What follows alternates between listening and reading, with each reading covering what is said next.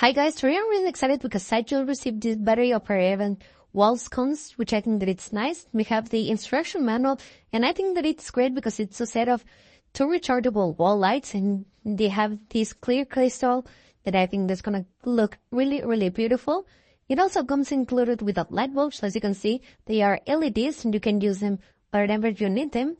I think that they are gonna give a really, really beautiful light. We have also all the pieces we're gonna need to do the proper installation, the remote control of each one of them, and the proper main unit. They have this gold color that I love a lot, and I think this car will look really, really beautiful.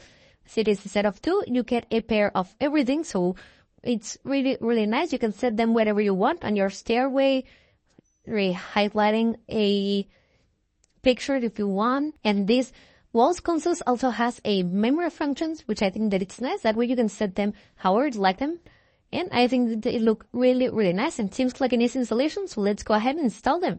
The proper installation is really, really simple. It doesn't take that much long. The instructions are really, really clear. You just have to place these bases and install the proper main units above them, which I think that they look amazing. I place them besides this mirror, and I think they look really, really beautiful. And as you can see, once that we have it ready, we can turn them on with the remote control.